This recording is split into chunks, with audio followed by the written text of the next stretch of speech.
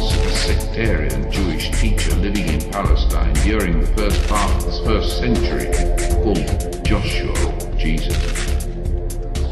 He had nothing at all to do with the crucified Christos of Paul's theology, thus had no part to play in the formation of that distinctive amalgam of faiths that eventually swept the world. I believe that the innocent collection of tales and sayings, which was apparently allowed to pass freely among the beleaguered selves of believers, in hourly danger of discovery and execution, was but a cover story. We are dealing with myth, not history.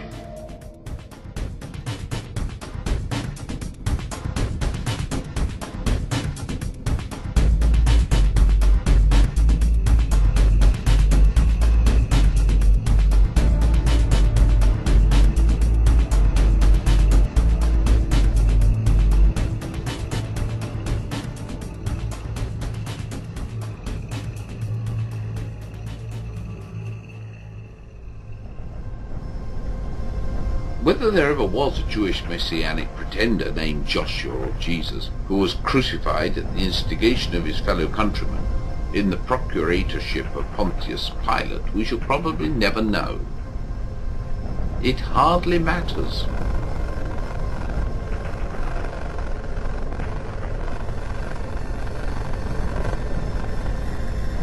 The inner councils of the Church were aware of secret writings which were not to be promulgated even among the faithful.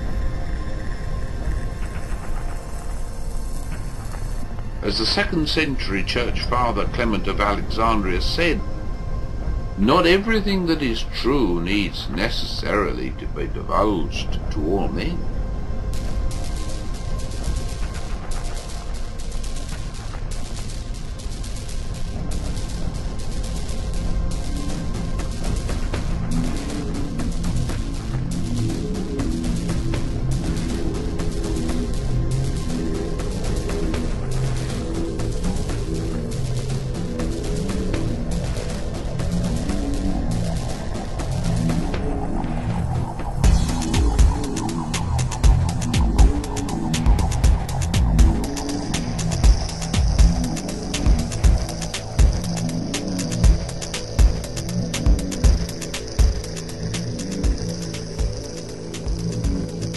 It's no secret that Christmas parties and New Year's parties promote inebriation with the celebration, or at very least, a toast.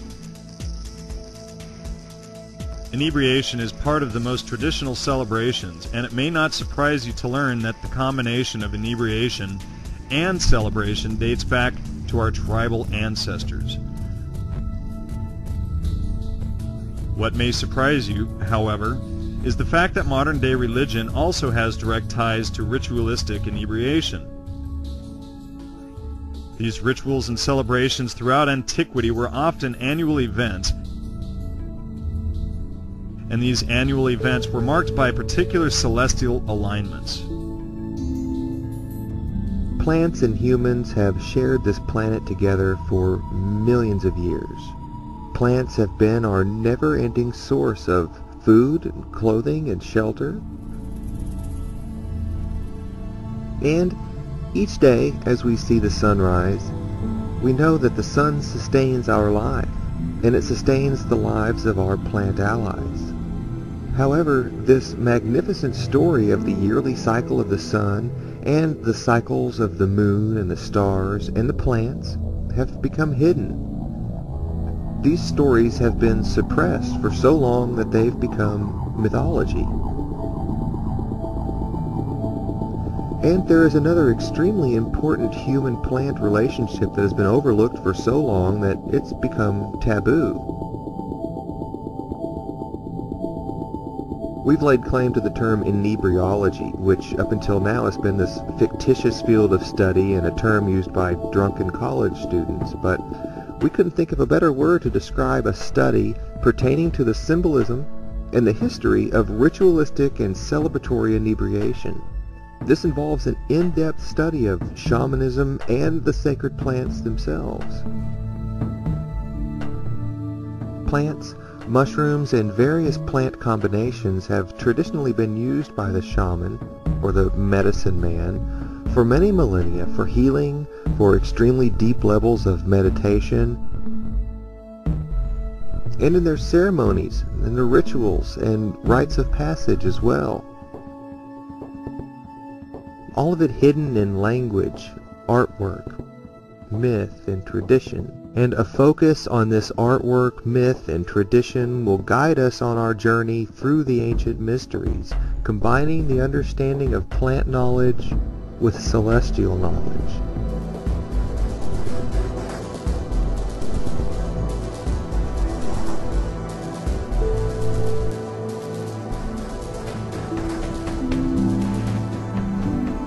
The older medieval cathedrals were often called mystery schools, and the mystery schools were primarily used for religious, mystical, and even scientific study. However, there were no congregations. They were not open to the public. Mystery schools were structured similar to the way Freemasons structure their teachings. One enters as an initiate, much like a fraternity, and was often sworn to secrecy. In fact, we still have fraternities and sororities that stem from these ancient mystery schools. Modern education's 12 grades and mortar boards stem from this ancient knowledge. In my recent books, in particular The Sacred Mushroom and the Cross, The Dead Sea Scrolls and the Christian Myth, and the forthcoming Physician Heal Thyself, I've tried to demonstrate something of the multi-layered structure of the gospel narratives and teachings. Their decipherment is difficult, and was intended to be so, just as the Essene secrets were not for the eyes of the uninitiated. Even their written works were wrapped up and hidden in caves, or in the final emergency simply wrenched apart and thrown into a secret underground chamber. Their most vital mysteries were never committed to writing, as Josephus makes clear, but passed only by word of mouth under awful oaths of silence.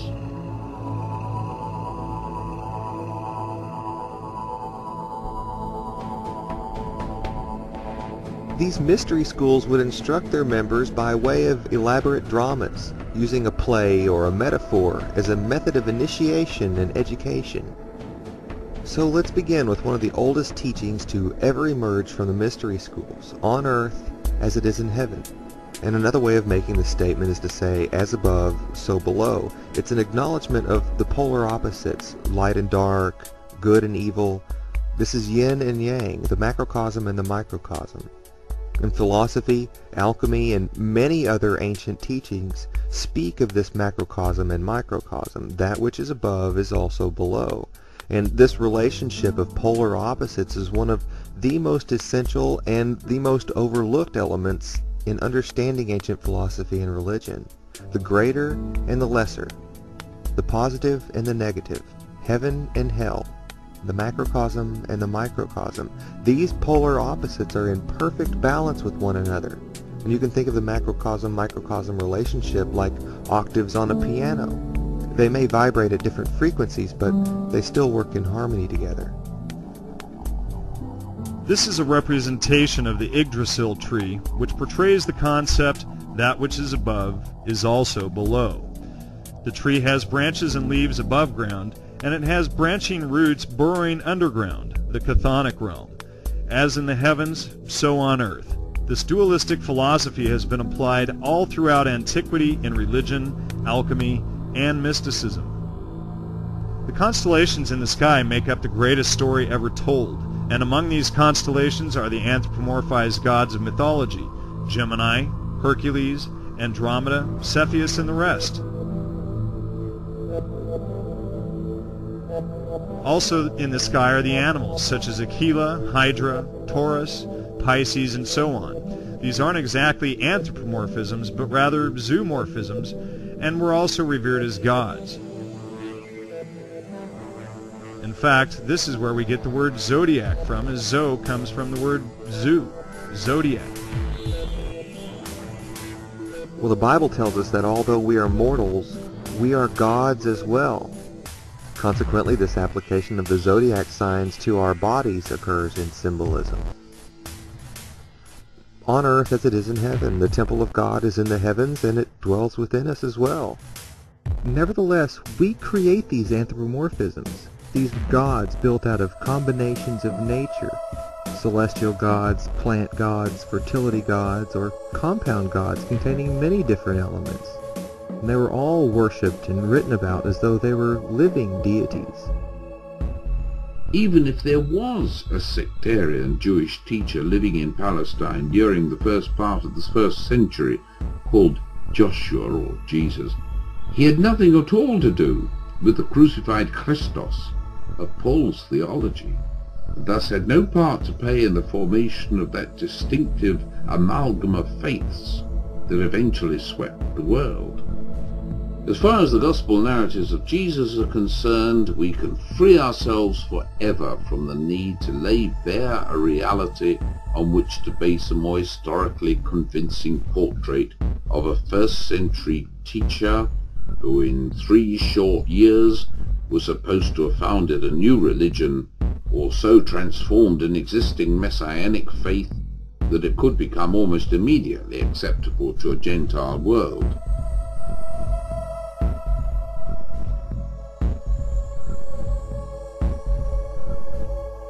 We are dealing with myth, not history. The question we now have to ask is, what was the nature and purpose of that myth?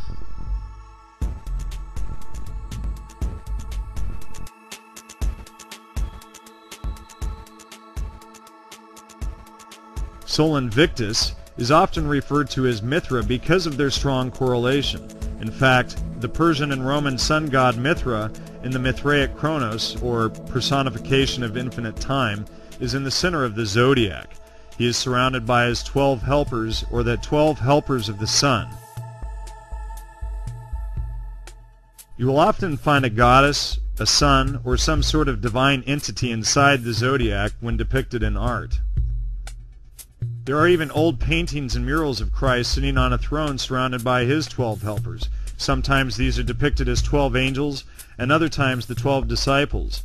We've even found some that are depicted as the 12 signs of the zodiac.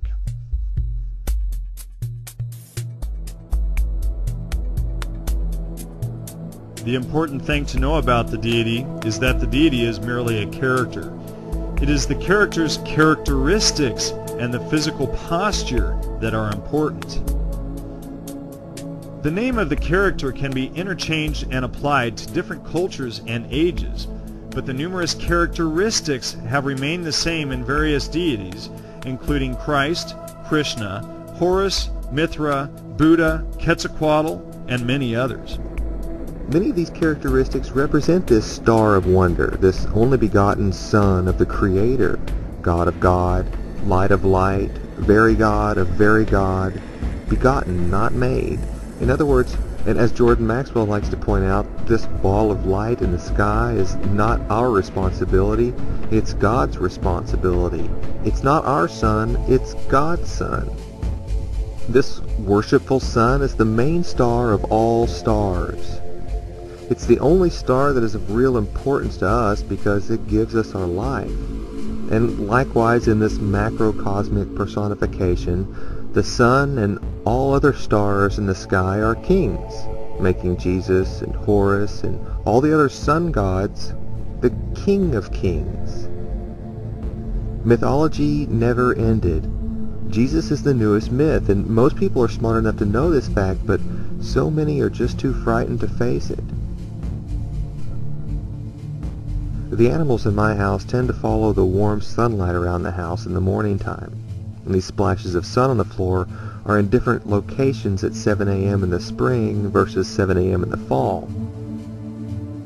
It's the tilting of the Earth's axis that brings about these seasonal changes, and as simple of a concept as this may be, this is the gateway into some of religion's most guarded mysteries. If you film, videotape, or even take a time-lapse photograph of the northeastern section of the night sky on a clear night, you will see the apparent rotation of the stars around the North Star as the Earth rotates on its axis. But notice as these stars appear to spin in a circle, the stars on the eastern horizon appear to rise, just like the sun does. Before there were calendars, and long before there were streetlights on every corner, one could watch the night sky and know when to prepare for winter or when to plant the crops. However, today with our bright lights in big cities, it's growing more and more difficult to see the stars at night due to something called light pollution. Our ancestors didn't have this problem. Their mystery schools and celebrations and their rituals were centered upon these yearly and easily observed celestial cycles, and the night sky would come to life with its stars.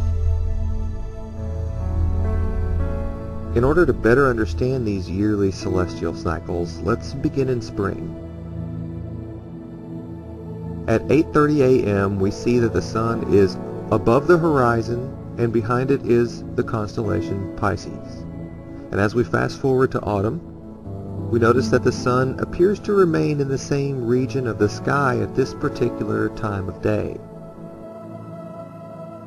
And if we fast forward 2 months, we see that the sun appears to be in a completely new location at this exact same time of morning. When we superimpose the position of the sun at 8:30 a.m. in the early autumn with the position of the sun on Christmas morning at this very same time of day, the movement is obvious. This falling occurs under the sign of Scorpio in the autumn. The scorpion is the backbiter. It can betray you by looking you in the eye while it stings you with its tail. And when stung, the bite of a scorpion can resemble two lips like a kiss. This is symbolized in Scripture with the story of Judas, and Judas betrays Jesus with a kiss, and from this point forward, Jesus is symbolically falling to his death.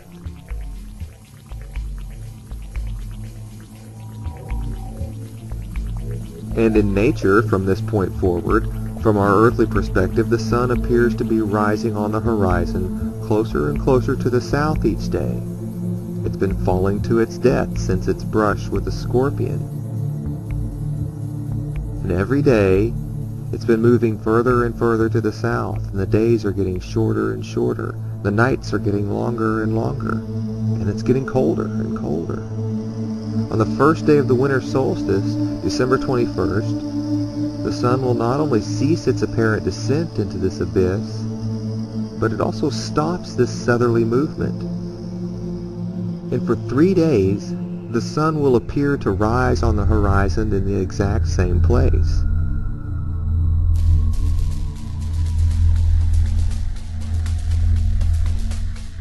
No longer does it appear to fall, because fall has ended.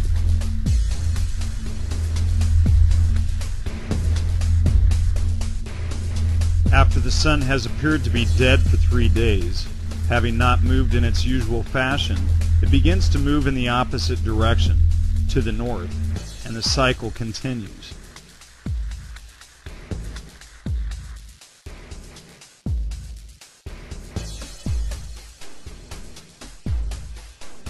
And depending on the Earth's yearly angle with the sun, if you lived above the 66.5 to the 67 degree latitude line, you would notice that during these 3 days of the sun's symbolic death, there is no sun in the sky. In this part of the world, which just so happens to be the part of the world where our Norse traditions of the Christmas holiday come from, the sun will remain below the horizon, in the chthonic realm, sometimes called hell, for 3 days. These are all allegories of our day star. Ironically, the term day star has been adopted by many Christian churches around the world. Jesus is the day star, the King of Kings. Another star that challenged this day star for the light of the morning was called the morning star, known to us today as the planet Venus. Because this morning star challenged the light of our sun, the day star, or Jesus, it was known as Lucifer. What is the significance of being born under a star? Horus was born under a star to the Virgin Isis. Jesus was also said to have been born under a star to a Virgin Mother. This is all part of a microcosmic personification of an event occurring in the sky in the morning hours of December 25th. It's a clever way to represent that which is above and that which is below by depicting the actual star and the personified deity.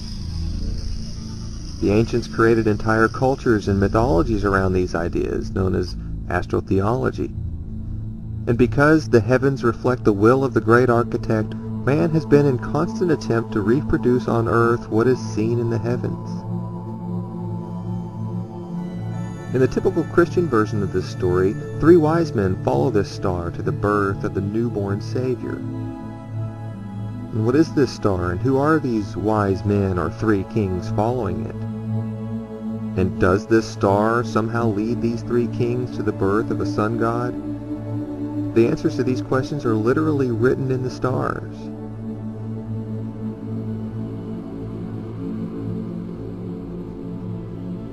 During the Christmas season, you can go outside at night and look to the east, and there on the horizon you will see the real 3 kings of the east.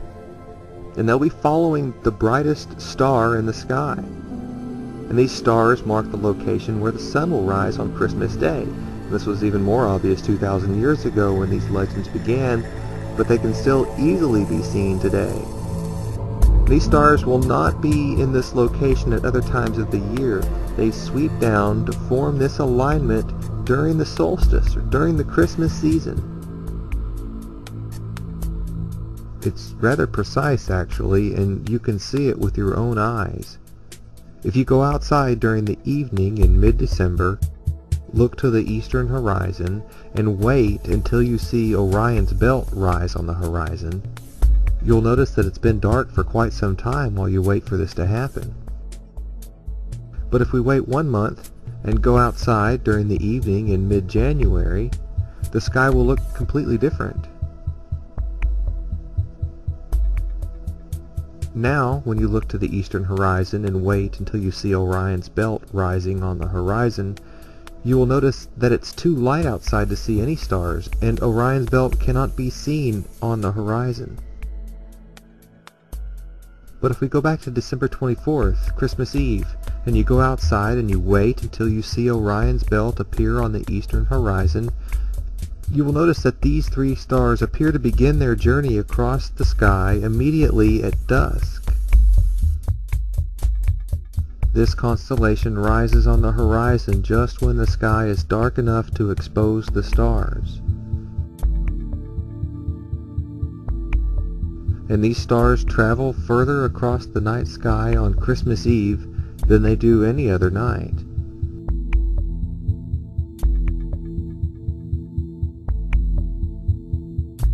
On this midnight, also on the eastern horizon, you will see Virgo, the Virgin, peeking her head above the horizon.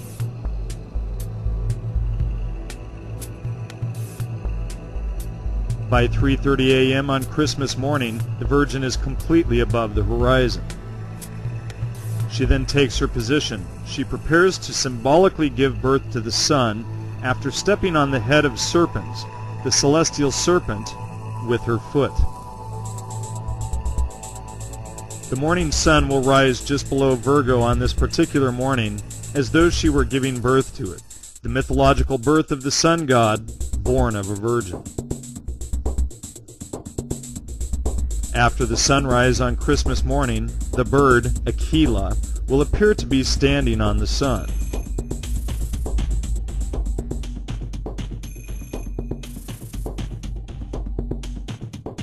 If we swing around to the west at this very moment, we will see the serpent Hydra winding its way around the horizon. This brings us back to the symbol of the Yggdrasil tree with the bird above and the serpent below. This symbol will be predominant throughout this video.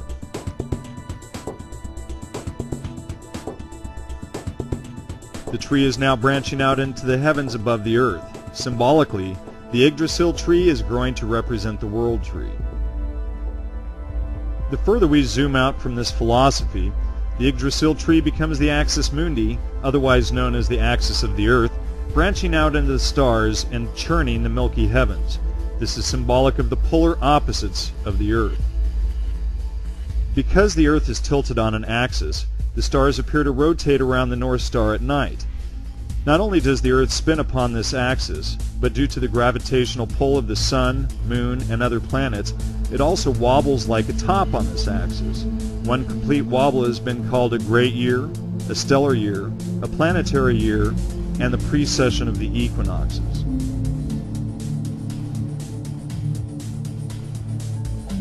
One complete great year takes roughly 25,800 years. This 25,800 year period is divided into the 12 houses of the zodiac, making the 12 ages, just as a normal year is divided into the 12 houses of the zodiac to make 12 months. As a result, we enter a new great month, or new age, every 2,150 years. Just as a normal year has 12 months, the great year has 12 ages, and they are marked with the exact same signs that we are all familiar with. But unlike the commonly understood precession of the equinoxes, which runs forward through the zodiac in the normal monthly progression or precession, during the precession of the equinoxes, we go backward through the zodiac as we enter new ages. By working our way backwards through the zodiac, we may begin to understand how the signs of the zodiac have affected symbolism throughout history. Everybody knows that Christianity is a kind of Judaism, a very extreme, almost ridiculous form of Judaism, with the Messiah given a quite non-Jewish slant and so on and so forth. Now, to an historian, religious historian, most important thing is to know where these ideas came from and how they were fused. All of the zodiac signs are governed by the four elements. Earth and water are elements that are considered to be feminine in nature. We've all heard of the earth being called Mother. Another name for the seas is marine, taken from Latin mare or Mary, meaning sea. So this feminine, water-bound sign marking the age of Cancer can be seen as a representation of the matrilineal structures of that age. Call it a coincidence, but for some 6,000 to 7,000 years ago, we were mostly matrilineal and egalitarian in our social structuring. It was an egalitarian society where men committed to the society as a whole because of the matrilineal structuring. The end of the age of Gemini, with the twins, also happens to mark the time period of the end of matrilineal, egalitarian social structuring, where males and females were equals, or twins, so to speak. The bull then became a symbol of patriarchy about the time of the age of Taurus, symbolized by Lord Krishna with a bull. Bulls were also sacred in the patriarchal Egypt, and in ancient Persia and Rome, in many statues and paintings you will see Mithra stabbing the bull, taking humankind out of the age of the bull, or rather, out of the age of Taurus. The stories of the Bible tell us that Moses came down from the mountain with the tablets of the new law on two separate occasions. The first time he came down the mountain with the law, he noticed that his people had fashioned a golden calf and were worshiping it. Moses gets angry with this and throws the tablets against the rocks, literally breaking the law. Sometimes you will find artwork of the Ten Commandments showing the bull in the background with the sun disk between his horns, similar to Apis of Egypt. When Moses and the Jews are blowing the shofar to the heavens in praise, they are using a ram's horn. They are worshiping their Lord by the use of the ram. Moses is often depicted with horns coming out of his head as a representation of Ares, the ram. This head of Moses resembles that of biblical tradition, and biblical tradition reflects the old mystery schools. The wrinkled face and heavy eyebrows, the forehead bearing horns in accordance with the tradition of the mystery play actors. In other words, the story of the sun and stars was kept alive in the mystery schools. One of the characters was Moses, and he represented the ram of Ares by showing him with ram's horns on his head. This filtered down into religious traditions by showing Moses with horns on his head, or his followers blowing the ram's horn in worship. This is not some form of devil worship. It is symbolic of the age of Ares. The previous age was Taurus, the bull. This is the bull, or rather the age, which the Moses character was leading his people away from. This age of the ram ended with the slaughter of the ram when Father Abraham, the father of Christianity, slaughtered a ram instead of his son. Just as Mithra kills the bull to usher in the age of the ram, Abraham kills the ram of Aries to usher in the next age, the age of Pisces. Jesus takes us out of the age of Aries into the age of Pisces. And what was his first miracle? He turns regular water into wine and feeds the masses with 2 fish. These represent the 2 fish of Pisces. Jesus was the fisher of men. Christians today often put a fish symbol on the back of their car or on their clothes. The Pope's mitre is a fish head, looking exactly like the fish heads, representing the age of Pisces, the age of Christianity, the age of the fish. So even the clergy reflect this age.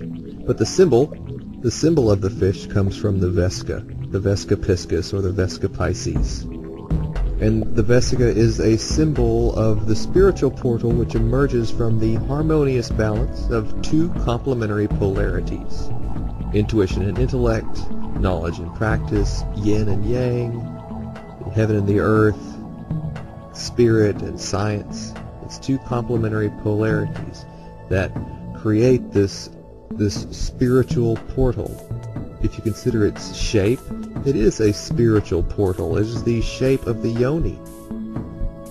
We must have this spiritual portal in order to exist. The only way for us to enter into this dimension is through this portal, which emerges from the harmonious balance of 2 complementary polarities, male and female, as we enter into this dimension through this spiritual portal. Our Lady of Guadalupe is often seen standing inside this symbol of the Vesica.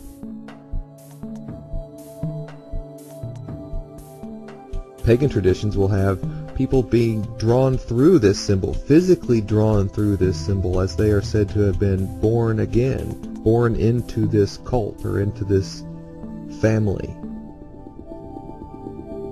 So just to bring a close to the talk of ages and becoming to the end of an age, in Matthew 28:20, Jesus says that I am with you always, to the very end of the age. So when the age ends, well, I'm with you always to the end of the age. So there is an age to come. Luke tells us that there is an age to come.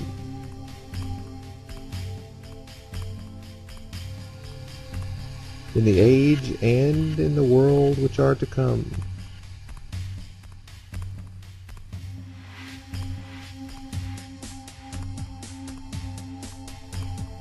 So if Jesus is with us until the end of the age, and this age is about to end, is this reflected in the Bible? And it is. As Jesus is about to be crucified, the end of Jesus in the Bible, as Jesus is about to be crucified, he is going to have his last meal, or the Last Supper. And the day came of the unleavened bread on which the Passover lamb had to be sacrificed. And Jesus sent Peter and John saying, go make preparations for us to eat the Passover. This is the Last Supper. And they replied saying, where do you want us to prepare for it? Where are we going to prepare this last meal for you? And Jesus said to them, behold, when you enter into the city, a man shall meet you bearing a pitcher of water. Follow him into the house that he entereth in. And symbolically, this is stating you will recognize the new age by a man bearing a pitcher of water. And you will follow him into the house. And houses are the houses of the zodiac. So this house is represented by a man bearing a pitcher of water. And that's exactly what the age of Aquarius is the man with the water pitcher. You don't see men in history bearing water. You see the woman fetching the water, the woman at the well, the women with the water pot on their head. So a man carrying the water pot is symbolic. It's symbolic of perhaps a return a slow return to egalitarianism. Abraham was going to stab his son, but instead he ends up stabbing the ram. Just as Mithra was stabbing the bull and Jesus was stabbed on the cross. When Jesus was stabbed on the cross, his blood was collected in a cup. This cup has been a long sought after treasure for many people all throughout the ages. And we're going to talk about this cup. We're going to talk about the body and the blood now. And this is a good segue into communion, where Christians will participate in a ritual, a blood-drinking ritual, a mock blood-drinking and flesh-eating ritual. And this is why they do this, is because of the verse in the Bible. And as they were eating it, Jesus took bread and he blessed it. And he broke it and he gave it to his disciples and said, "Take and eat. This is my body." And he took a cup, and when he had given thanks, he gave it to them and said, "Drink of it, all of you. For this is my blood of the covenant, which is poured out for many for the forgiveness of sins." And it is a bit strange that people continue these rituals today without really knowing the origin of just exactly where these things come from.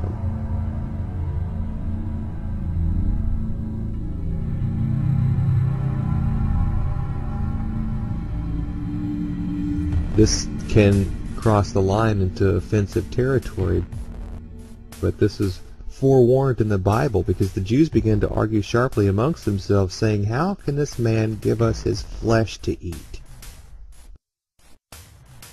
And Jesus said to them, "I tell you the truth, unless you eat the flesh of the Son of Man and drink his blood, you have no life in you. Whoever eats my flesh and drinks my blood has eternal life, and I will raise him up on the last day.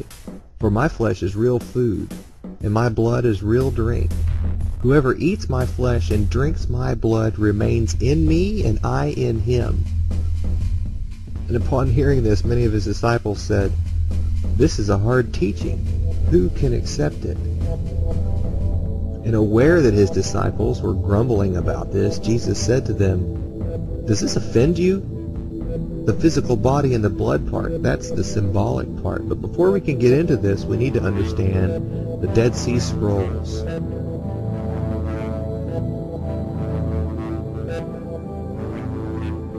The Dead Sea Scrolls are a collection of ancient writings containing nearly all of the Old Testament. They were discovered in caves near the Dead Sea in Qumran from 1947 into the mid-1950s. This caused immense anticipation from Christians everywhere, as the scrolls were thought to be a guarantee for the church to prove Christianity correct. It appeared as though the only thing left to do was to read and interpret the scrolls, and Christians would have all the proof they needed. This was because the Dead Sea Scrolls were written in the Semitic language of Aramaic between 250 BCE and 136 CE. This was the era that the Jesus character was said to be walking the earth. To find scrolls written in his language during the period of time in which he was said to be living was a major finding, and Christians everywhere were excited about this. So, what did the scrolls say? Did they read like newspaper headlines speaking of a Jesus of Nazareth? These were questions that had to be answered. Consequently, the best of the best were called upon by the church for their translation skills. John Marco Allegro was a researcher in philology who had graduated with a first-class honors degree in Oriental Studies from the University of Manchester.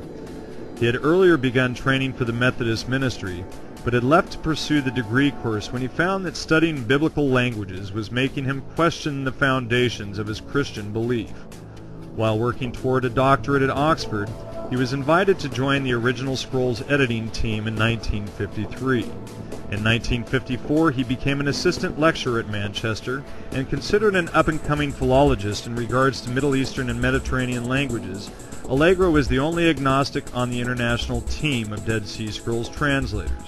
Most of the other members of this so-called International Scrolls team were ordained Catholic priests.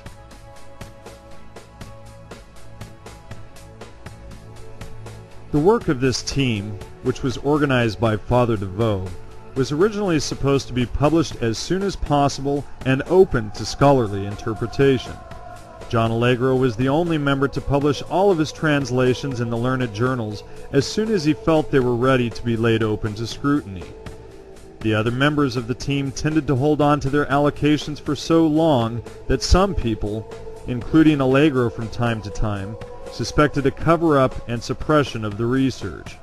In fact, Allegro was asked several times to hold back on some of his translations for several years, or face retribution. He sometimes unwillingly complied.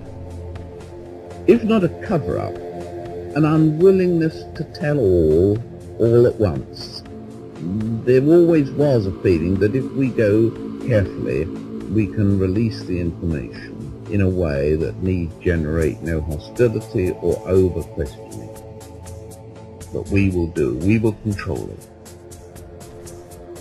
By 1968, Allegro completed and published all of his translations of the Cave 4 scroll fragments assigned to him. In the 15 years since the international team was put together in 1953, Allegro was the only member to finish his assigned duty. The remaining scrolls were not published until 1991, when the Huntington Library in San Marino, California finally released the photographs of all the scrolls to expedite their publication.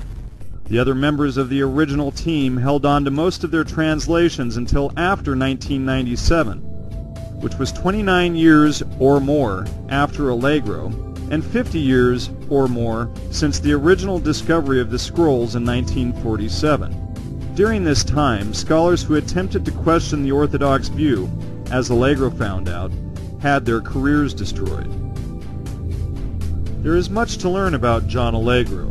He was the only member who wasn't a committed Christian and considered himself agnostic. An agnostic is someone who doesn't believe in nor against any religious philosophy, and this placed Allegro at an unbiased advantage over the rest of the Dead Sea Scrolls team. The other men, unlike Allegro, had a vested interest in maintaining the status quo, that Jesus was a real man, and that the scrolls in no way threatened the foundations of Christianity. Because of Allegro's differing ideas on the scrolls and his public statements about them, he was made the target of sharp and unjustified criticism by his teammates who attacked him in the press. And it seemed to me, in the reference in that scroll to crucifixion, that it brought us much closer to the Christian story, the myth of Jesus. And then when I published this, there was such an outburst, uproar, not least among my colleagues, who were afraid of the fear that it would upset people that Jesus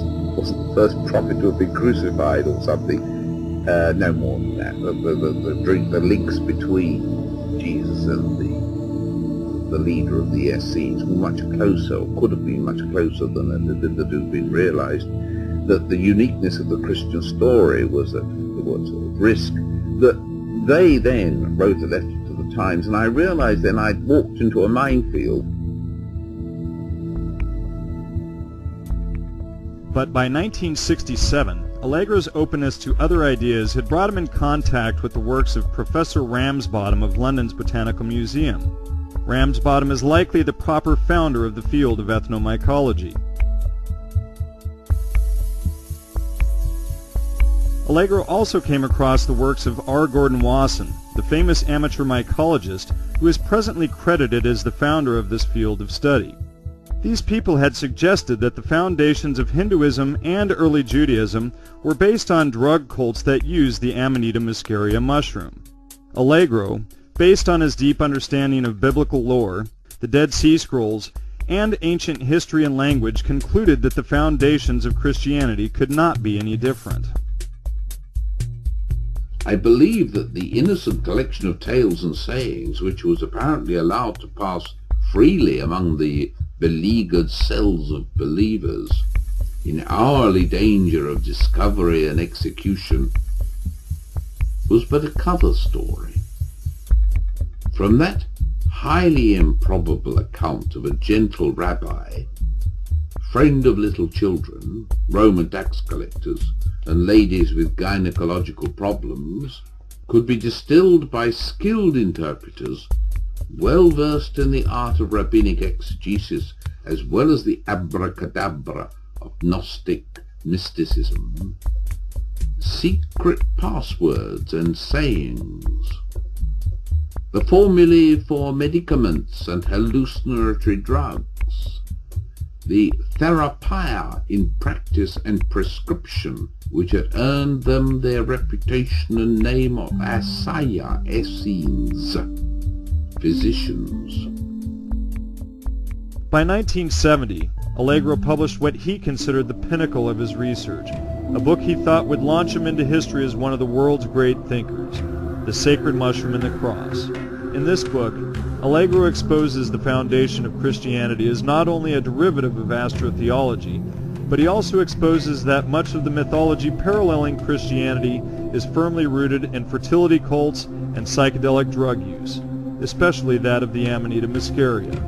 Throughout the rest of his life, Allegro published several books, including the Dead Sea Scrolls and the Christian Myth, that furthered his research into this area. However, the publication of The Sacred Mushroom and the Cross, instead of launching Allegro as a famous thinker, destroyed his career. No scholar at the time would publicly debate Allegro on a point-by-point basis. They instead resorted to unfounded public attacks. However, hindsight is 20/20, and we, amongst many other researchers, think that Allegro, at least in large part, was correct. And some great thinkers are not recognized for their contributions until after their lives have ended. Allegro died on his 65th birthday, February 17, 1988. In May of 2005, John Allegro's daughter, Judith Ann Brown, published John Marco Allegro, The Maverick of the Dead Sea Scrolls.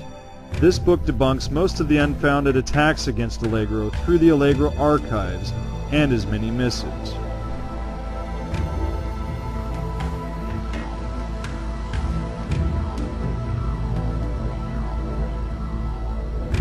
The growth cycle of this mushroom is important to understand because our ancient ancestors who made these myths would watch this mushroom and see how it grew, and those attributes were applied to a deity. So the growth cycle is very important to understand. And just to run through this really quickly, the mushroom begins as a spore. These spores are too small to be seen individually by the naked eye. We can see clusters of spores. But the spore is like the seed of the mushroom. And the part of the mushroom that we can see is the part of the mushroom used to spread the seed. It is the phallic portion of the mushroom. The actual body of the mushroom is the mycelium that is below the ground and attaching itself to the roots of the tree. So the mushroom attaches itself to the roots of the tree, and it cannot live without this tree.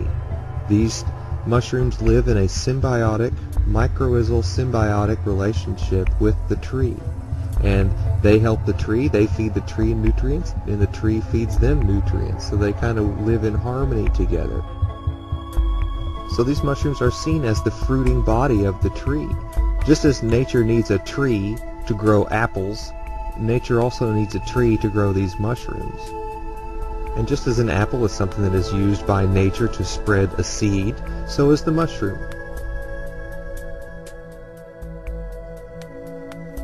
So we see three stages of the mushroom's growth cycle here, and the mushroom appears to be going through an egg stage. A lot of mushrooms do this. The Amanita is one of them that appears to look like an egg in this stage of growth, and it's white, and on the right here you see the red cap of the mushroom peering through. And what it is breaking through is called the universal veil. So the universal veil tears to expose the red cap of the mushroom. And it is a universal veil. It covers the entire mushroom. The universal veil covers the entire mushroom. So as the veil tears, as the red mushroom cap gets bigger and bigger, the veil peels itself across the top of the mushroom, and it leaves these remnants, these veil remnants that leave white spots on the mushroom.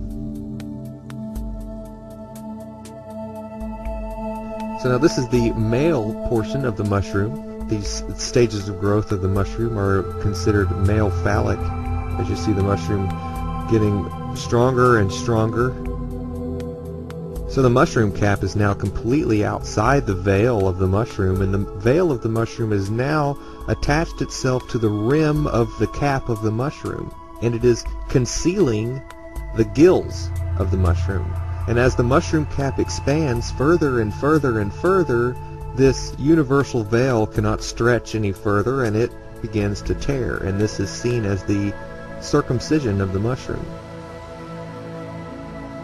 As the mushroom expands further, the universal veil separates itself completely from the underside of the cap, falls, and hangs on the stalk or stipe of the mushroom like a skirt. The amanita will continue to grow upward, flattening itself into a small table. One may wish to keep in mind that the Knights of the Round Table were, or are, if these knights ever evolved into the Knights Templars, the keepers and protectors of the Holy Grail. This is important to remember because the next stage in the growth cycle of this mushroom is the cup or grail stage. The mushroom cap continues to turn upward, and the cap becomes somewhat of a cup or chalice and will often hold the morning dew or rain.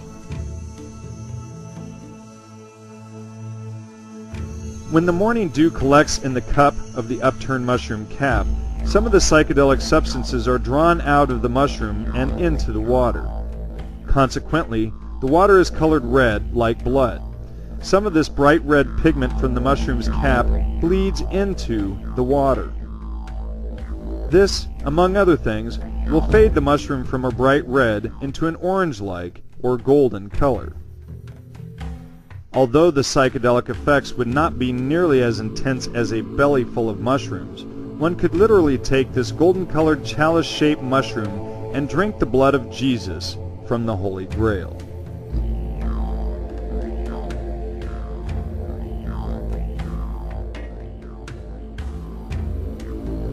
Not only is this mushroom the literal Holy Grail, it is also the mythological phoenix. The phoenix is born from its ashes, but it will never live to leave its nest, for as it lifts its wings in attempt to fly, it bursts into flames and engulfs itself, leaving nothing behind but its own ashes, and the cycle continues. Here are the eggs in the nest, the colorful red eggs of the phoenix. The amanita resembles a red bird with wings. As the phoenix lifts its wings in attempt to fly, it bursts into flames and engulfs itself. As the fungus quickly decomposes, it leaves nothing behind but its own ashes, the millions of mushroom spores, and the hair-like mycelia attached to the roots of the tree that grow underground. And as the cycle continues, as the mushroom spores serve as the seed of the mushroom, seemingly planting itself in the same location over and over. And these stories were created to pass this type of knowledge down. Easter is a great example of this. The Easter egg hunt is a mushroom hunt. You find the correct mushroom. It's a way of identifying the mushroom. Find us the correct mushroom and we'll get you a treat. And who better to go hunting these mushrooms, these colorful little egg-like mushrooms, or the big Holy Grail type mushrooms, who better to go find these mushrooms than little kids who can crawl up underneath these trees, rather than some big clumsy adult. These mushrooms have a symbiotic relationship with these trees. Conifer trees. They love conifer trees. Pine trees. They flourish under pine trees. And this mushroom is the hidden mushroom. Hidden eggs. You can see here this big bright red mushroom is obvious on the screen, but just below it is one that's hidden. So you have to have a good eye. Depending on the season and depending on the area, these mushrooms can be gold as well. So they are the golden egg.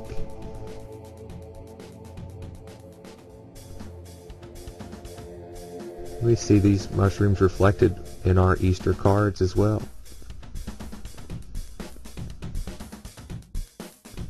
Kind Easter wishes, as the gnome is leaning upon the mushroom with his sacred text or his recipe book open.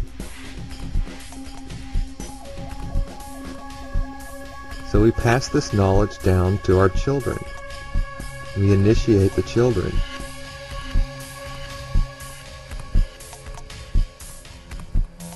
So, like Santa Claus, who dresses in red and white, the shaman will dress in the colors of their sacred plants, and the Amanita-using shaman will dress in the red and white colors of the Amanita muscaria. And here we see the Pope dressing in something that looks quite a bit like the Amanita mushroom, and the snow adds a little extra effect, putting the white dots on the red cap. But popes and cardinals all throughout history have dressed just like this Amanita muscaria mushroom.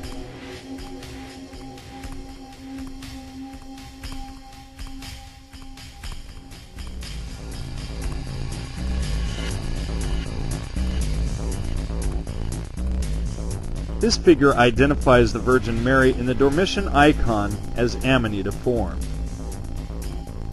Notice the red cap, the skirt-like wrap over the shoulders, and the hash marks at the bottom.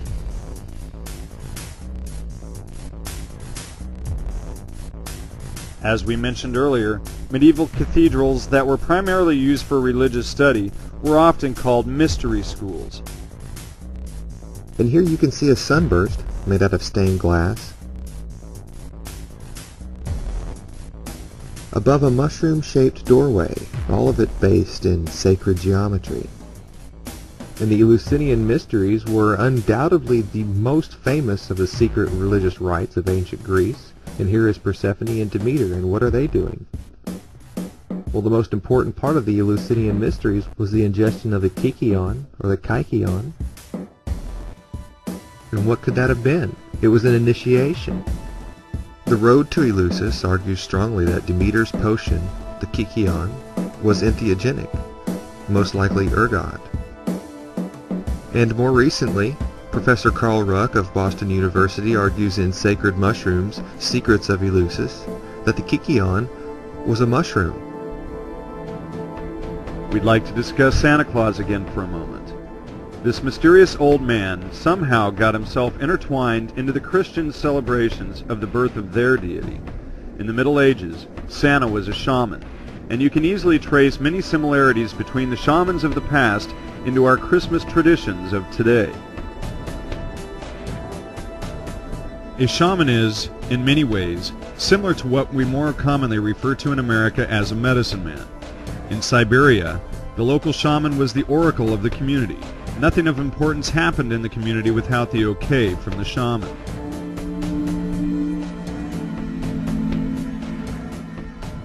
The shaman would also hold very strong plant knowledge.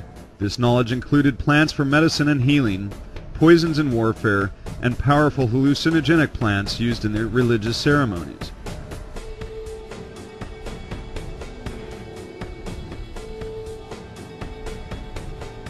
You can often find chimney sweeps on old holiday postcards holding the Amanita muscaria mushroom. This is but a subtle hint to the connection of someone with the Amanita mushroom and a chimney.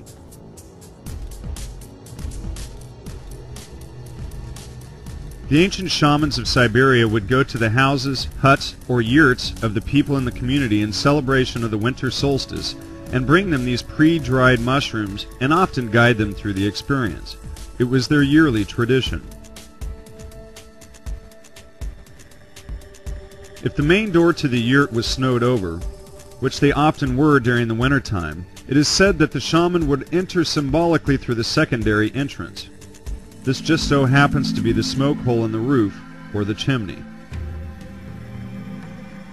The shaman, dressing in red and white and carrying a huge bag full of Amanita muscaria mushrooms that he had picked and dried during the previous season, enough for an entire community, would go door to door, bartering and selling his dried mushrooms.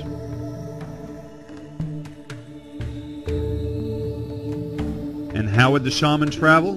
He used a sleigh, and the animals pulling the sleigh were not dogs or horses. The Siberian shaman used caribou, also known as reindeer, as they were indigenous to Siberia. Amanita muscaria mushrooms go through a chemical process called decarboxylation as they dry. We'll talk more about this chemical process in a minute, but they also go through a physical process when they dry. They get lighter. They retain much of their potency when they are dried, and in fact, chemically speaking, they get stronger, and this allows the shaman to consume more than if the mushrooms were wet and heavy. Even to this day, it is a common practice for people to stack their mushrooms in socks and hang them over the fireplace overnight to dry them out. But imagine that you're in a pine forest hunting mushrooms for your entire community. These mushrooms can grow to be quite large, and the sack that you use to carry the mushrooms in would get quite heavy. But knowing that these mushrooms should be dried before ceremonial ingestion, it would be wise to dry them out before carrying them home. This would allow you to carry more, and it would keep the mushrooms on the bottom of the sack from being crushed by the weight of the others. One good way to dry the mushrooms, as you continue to hunt for more, is to select a tree in a central location, and use its boughs as a basket to hold your freshly picked mushrooms, drying them in the sun as you search for more. This would look a lot like a decorated Christmas tree. And as we mentioned, the red and white mushroom Christmas ornaments are some of the oldest ornaments you can find.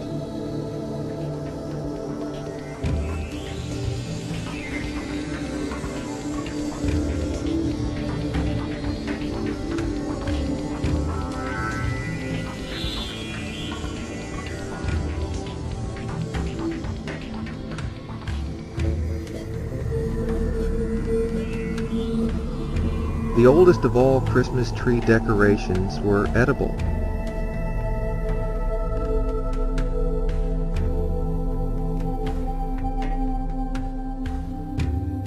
When the church adopted the Christmas tree, making it okay for Christians to have one and often placing one in the church as well, the ornaments on the tree were the Eucharist, the body of Christ.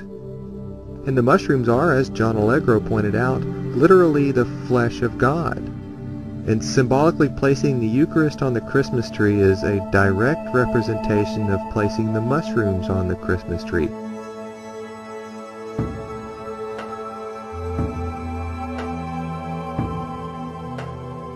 So I'd like to change gears for just a moment and discuss the fountains of living waters, also known as the fountain of youth.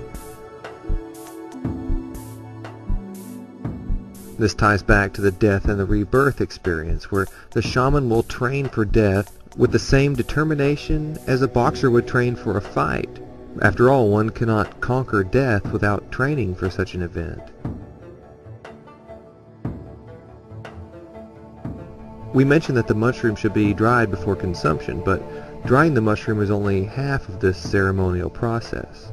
Drying the mushroom will indeed allow one to consume more of the active ingredients, but in order to evoke the shamanic death and rebirth experience, the shamans will often consume their urine after ingesting the mushroom.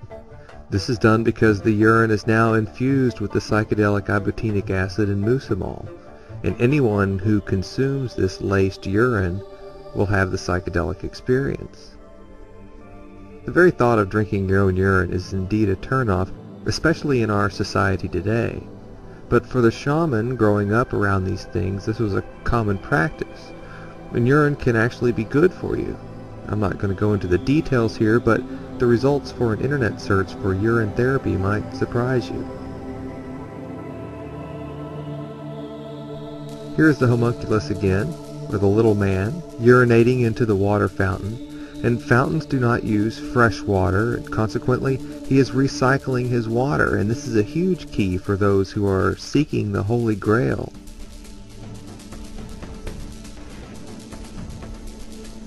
This is a depiction of one of the greatest mystical symbols in alchemy, the Ouroboros. It is a symbol for eternal life. The Ouroboros is symbolized by a snake biting its own tail, and often it is represented as a winged dragon above a serpent, both biting one another's tail, staying true to the mystical theme with the wings above and the serpent below. And this symbol for the Ouroboros can also be found in Christianity. And what's interesting in this image is not that the all-seeing eye is representing God or that the Holy Spirit is the bird, but Jesus is represented by a snake, the Ouroboros. and more on that in just a moment. The Bible quotes Jesus as saying, "If any man thirsts, let him come to me and drink. Out of his belly shall flow rivers of living water." And the Bible tells us that we are supposed to drink water from our own cistern, running water from our own well. And this is all a part of the recipe, all a part of understanding these ancient shamanic techniques when they consumed this Amanita mushroom in their rituals. And this leads us directly into the twin fountains and two waters.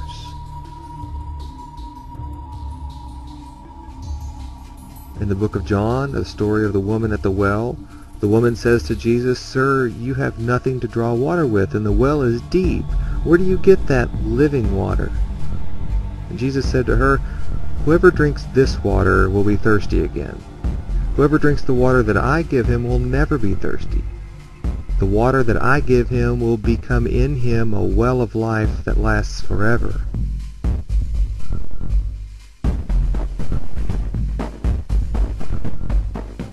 Two different kinds of water.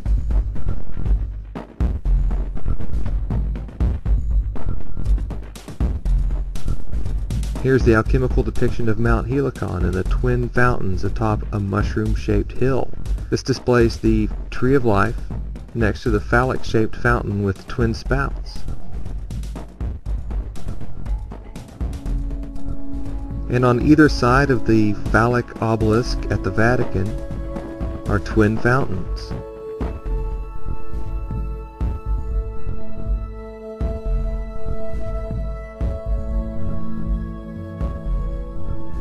Both of these fountains resemble the Amanita mushroom in both the canopy stage and the Holy Grail stage of growth. Hidden in plain sight in the Vatican courtyard, the Holy Grail has become all but invisible.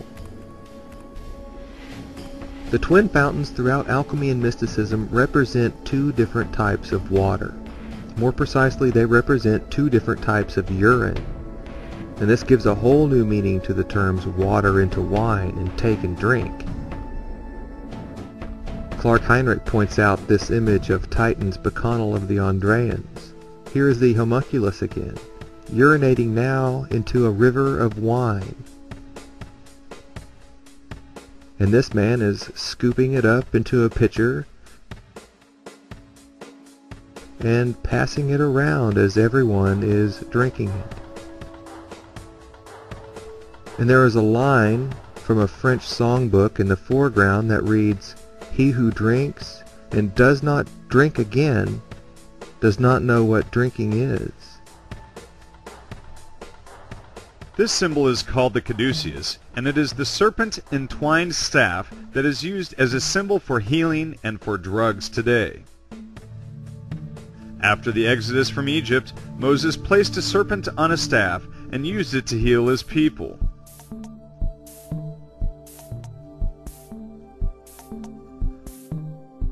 The serpent-entwined staffs are the symbol of Asclepius, the Greek god of medicine, and his association with medicine is his association with the serpent.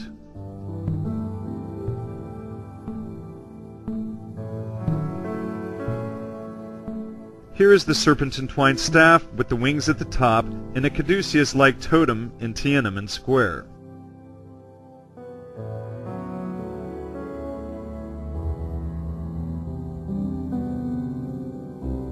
The person holding the mace in the U.S. Capitol has absolute authority to speak, as the mace is a scepter of authority. Notice its design. Symbolically speaking, the Egyptian winged sun disk is a stylized variation of the caduceus. The wings are there, the serpents are there, and the disk represents the crown of the staff of the caduceus. And what do we do to our Christmas tree? We place red and white gifts below it, representing the entheogens. We entwine it with ribbon, representing the Kundalini energy rising up the body. And we place wings at the top, completing the symbol of the caduceus. The very tree under which these mushrooms grow in nature becomes the symbol for the drugs themselves, the caduceus.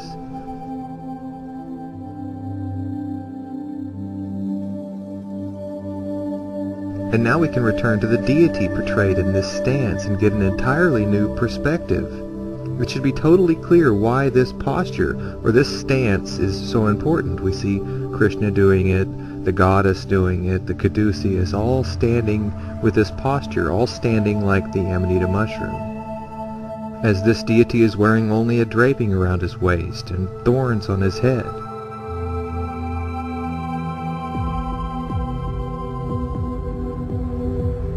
Getting high, or the most high as we call God, is about climbing the cosmic ladder to Godhead, and ladders predominate in alchemy and mysticism.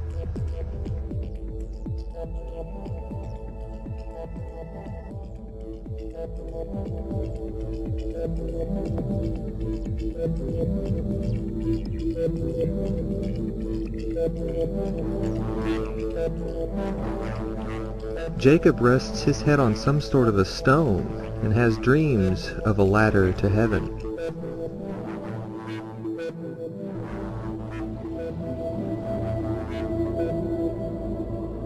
In Christianity, in Freemasonry,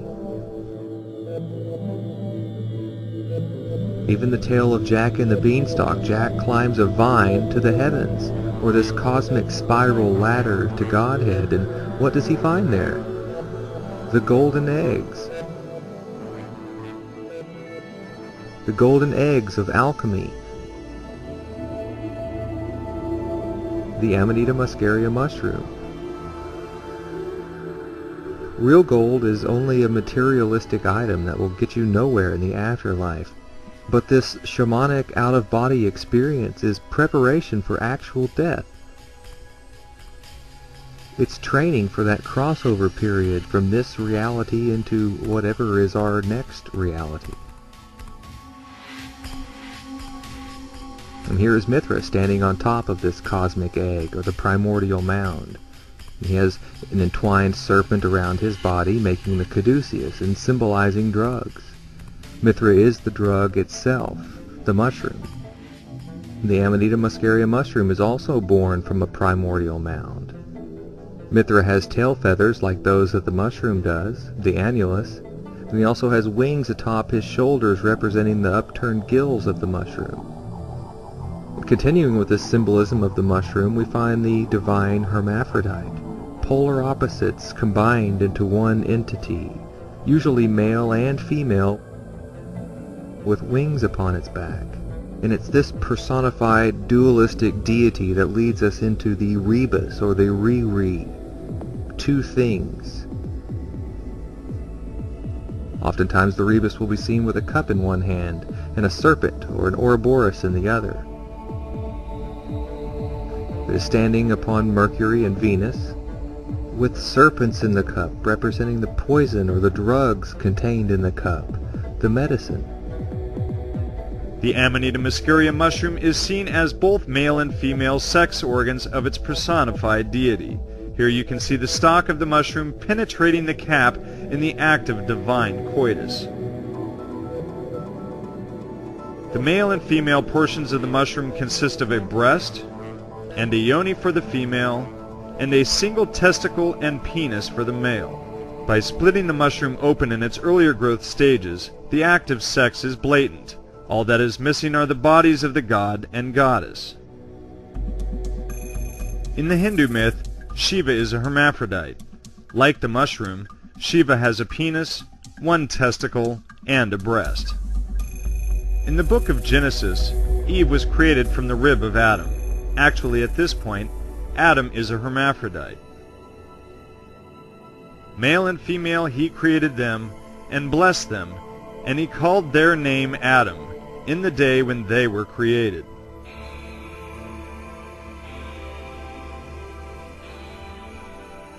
Adam, being male, represents the mushroom in its earlier phallic-like growth stages,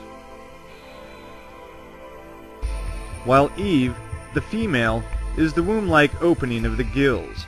The reverse side, the single breast of the cap, is literally the eave of the mushroom. When the Amanita's cap separates to form the eave or canopy, it figuratively pulls a rib out of the stalk or stipe of the mushroom. The mushroom's universal veil tears away from the ribs and drops down, forming a skirt or apron. The eave of the mushroom appears to be born from the rib or from the side of the male portion of the mushroom.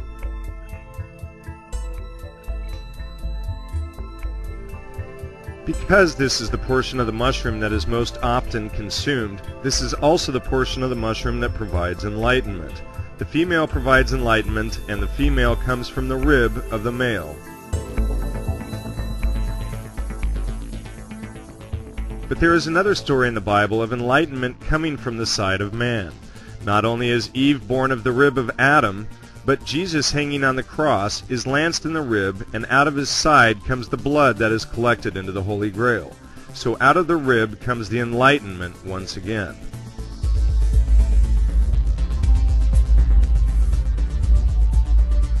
The Canterbury Psalter from 1147 has 12 segments representing the 12 signs of the zodiac. Each segment is a representation from the different parts of the creation of the world epic described in the book of Genesis. In the top right segment we see Jesus, or God, as the Lord of magical plants. The red mushroom on the right is clearly the Amanita muscaria. The Amanita is said to produce the quickening of the spirit.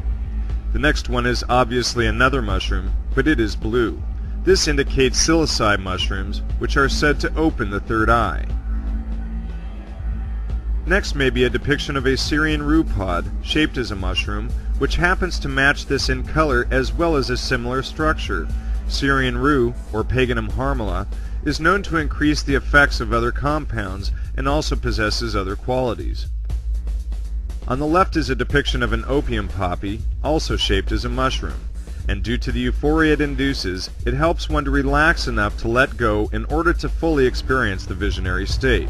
It helps one withstand the intense experience without the constant urge to make it stop, which is not an option, by the way.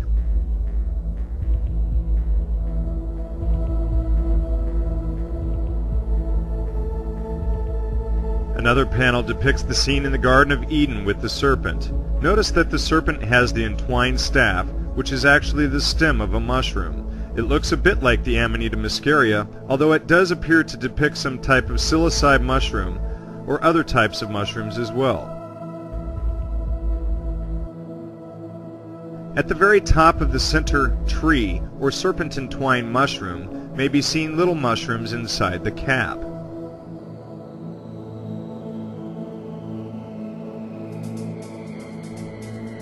This is an alchemical depiction by Nicholas Flamel of a woman clothed in the sun. She has a crown of stars on her head, and she is pregnant. She has the wings of eagles on her back, and she is standing on a crescent moon. To her right is a leviathan-like serpent with 7 heads, and it is sweeping the stars out of the sky with its tail. On the left is an image of Our Lady of Guadalupe. She is the Mexican equivalent of the Catholic Virgin. Notice that she, too, is clothed with the sun. The crescent moon is below her. Below that is a leviathan-like serpent with the 7 heads. The stars that the leviathan was sweeping out of the sky in the alchemical image are now hidden in the clothing of the goddess. And we have shown where some of the symbolism comes from in the heavens, but let's take a deeper look into this icon, Our Lady of Guadalupe. The story of the woman and the dragon is found in the book of Revelation, Revelation 12, where it reads, "A great and wondrous sign appeared in heaven, a woman clothed with the sun, with a moon under her feet and a crown of stars on her head. She was pregnant, and she cried out in pain as she was about to give birth. And then another sign appeared in heaven, an enormous red dragon with 7 heads and 10 horns and 7 crowns on his heads. His tail swept 1/3 of the stars out of the sky and flung them to the earth.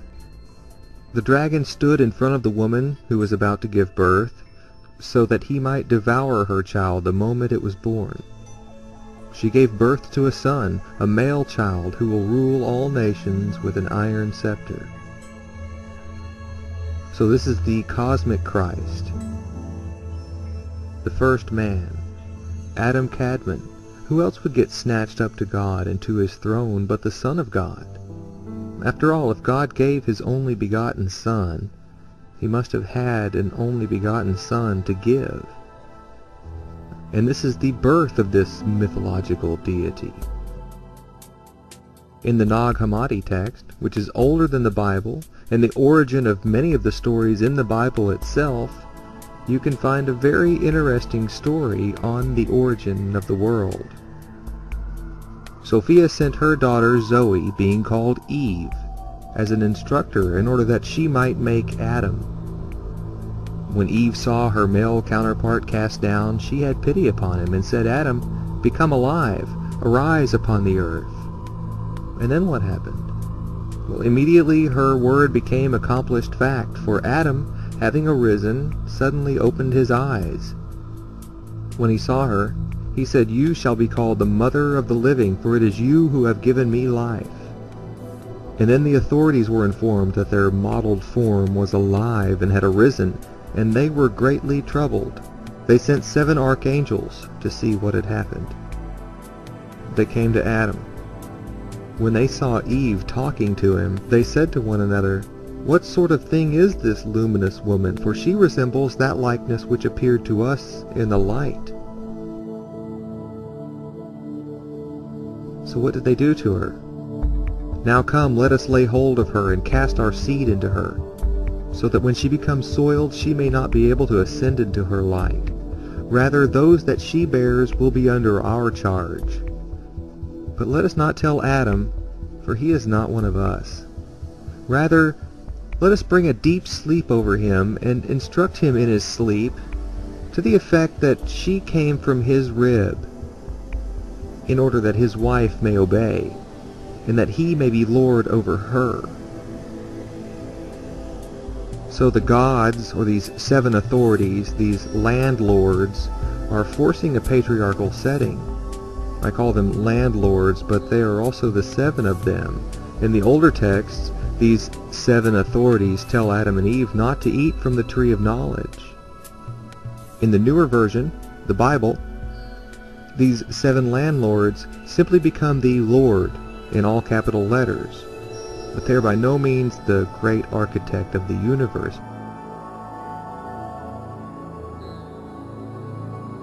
They represent a governing body, and in this story they represent the governing body of the Garden of Eden.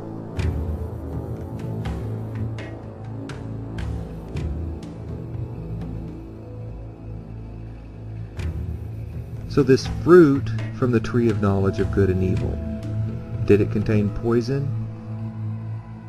Is that what God was warning them about? "Eat this and you will die," resembles something that is poisonous, but the serpent assured Eve that she would not die.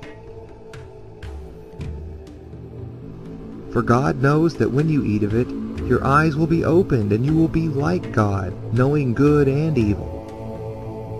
When the woman saw that the fruit of the tree was good and pleasing to the eye, and also desirable for gaining wisdom, she took some and ate it, and she also gave some to her husband who was with her, and he ate it. Then the eyes of both of them were opened.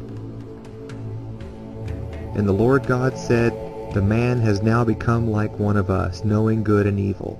He must not be allowed to reach out his hand and take also from the tree of life and eat, and live forever." So the Lord God banished him from the Garden of Eden. God punished them for knowing good from evil, but they did not die in the day that they ate this forbidden fruit. As a matter of fact, both of them lived to be hundreds of years old, so according to the Bible, what the serpent told Eve was the truth, and God was lying.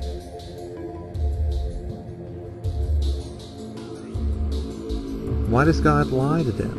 Having the knowledge of good and evil seems like a strange thing to condemn someone for.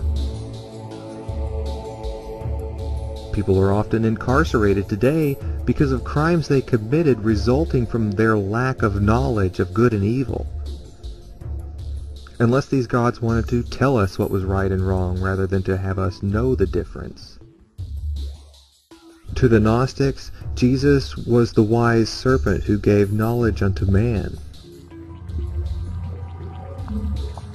This Lucifer-like serpent was the good one who gave us the knowledge that separates us from other animals. Jesus and Lucifer are likened to the two serpents on the staff of the caduceus. They are bound together so tightly they are inseparable. These two forces are the macrocosm and the microcosm forces in this mythology. One of them, Lucifer, has been cast down out of the heavens onto the earth, and the other, Jesus, is the risen Savior.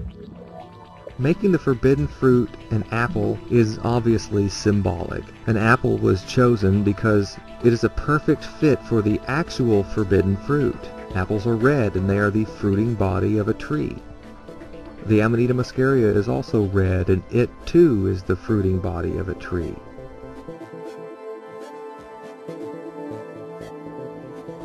When you take a bite out of an apple, you see the same white inside that you would see if you find an Amanita muscaria mushroom in the wild with a bite taken out of it by a deer or another animal.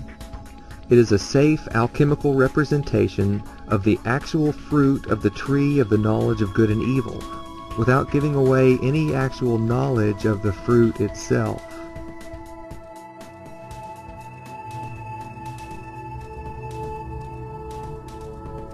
We know that apple trees are not found among trees of the forest. However, this verse is symbolically telling us where the fruit of the tree of the knowledge of good and evil may be found. Looking in a pine forest for apples would be a good start. Christians will agree that Christ is the anointed one, as Christos means anointed one. But anointed with what? The chrism, as in the anointing oil, or Crisco. Crisco is the Chris company, or the oil company, and there are associations to fertility worship that will be left for another time. But when you think of Jesus Christ as the oil itself, or as the medicine or entheogens themselves, the miracles do make much more sense. Oil walking on water and healing the sick with its touch is really only the beginning. But if Jesus was the great teacher, then why is it that we have no need for anyone to teach us, when all we need is the anointing to teach us of all things? It seems as though this anointing is more important than the teacher. This holy oil was also used by monks who would shave rings around their heads and marinate a skull cap in entheogenically infused oil. And this cap was placed on the fresh razor burn on their heads, and the ring of hair around their head would serve as a sponge, preventing the oil from running down their eyes and into their face and down the back of their neck. And witches practice similar ceremonies.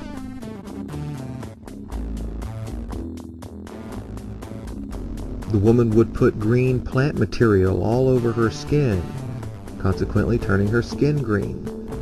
And she would also put these oils in the most capillary-rich areas that she could find on her body, which just so happened to be between her legs. And the green witch with the broom handle between her legs has become the icon for the Halloween holiday.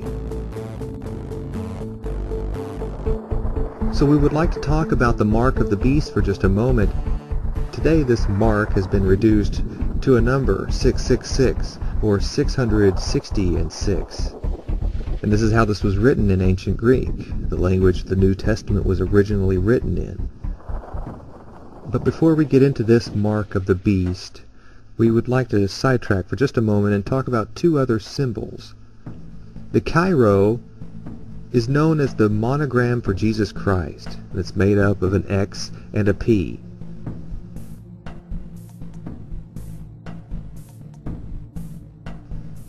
The Greek name Rho-Chi is the universal symbol for pharmacy or drugs. It is the recipe for the pharmacy and the drugs.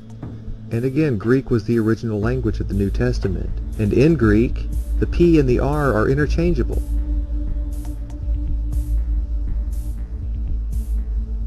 So if we take this X in the monogram of Christ and move it from an overlaid position to an inline position, the RX is revealed.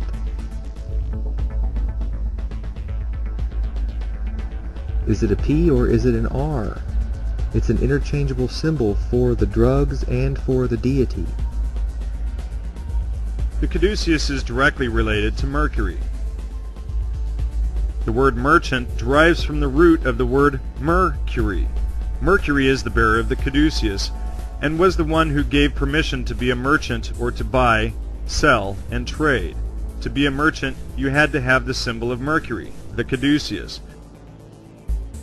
To be a merchant, one also had to have the knowledge of the merchandise. This merchandise was commonly herbs, spices, and drugs.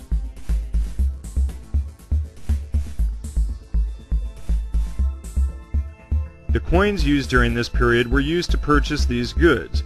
On the front of this coin is Caesar Nero. On the back of this coin is the caduceus and the cornucopia. The caduceus was the mark that controlled the sale of the drugs back then, and it still is. Today, no one can legally buy or sell medicine without this mark.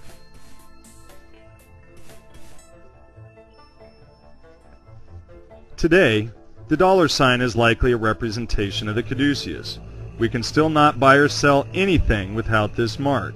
And, as a reversal of the single and dual snakes climbing the staff of Asclepius and the caduceus, the dollar sign is represented with a single serpent and both single and dual vertical lines.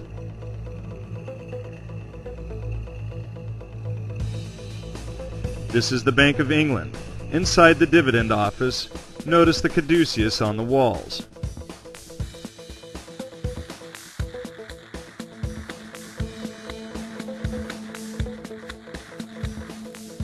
The quest for the true mana will guide you directly to entheogens. This is a psilocybe mushroom. These mushrooms are more common than the amanita and are often categorically labeled as shrooms. Their active ingredient is psilocybin.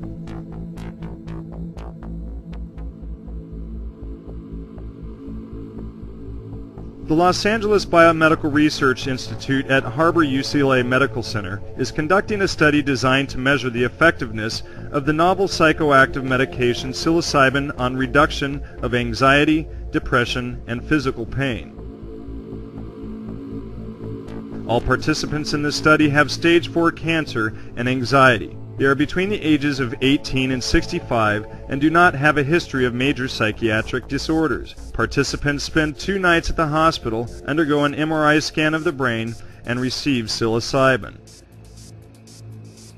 This is a double-blind study, meaning that the participants are given a placebo and the active medication, but they are not told which drug is administered when. Participants are encouraged to bring along personal photos and some of their favorite music. If this experience could be put into words, these cancer patients could either simply be told this mystery or undergo counseling. Only through the ingestion of a true sacrament, entheogens, can these terminally ill cancer patients have such a profound experience that they no longer fear death. This is a personal paradigm shift for each participant. Another recent study, performed by Johns Hopkins University and published in May of 2006, concluded that psilocybin appeared to create the same experience as the ancient and mystical experiences found in our religions. Harvard's Good Friday experiment came to the same conclusion decades ago.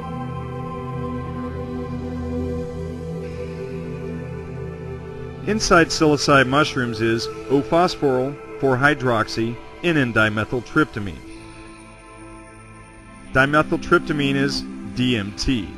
Keep this in mind because these 3 letters will come up often throughout the rest of this lecture. There were 2 types of manna in the Bible: manna from heaven, which appeared many times during the voyage out of Egypt, and the hidden manna, which is only mentioned once in Revelation.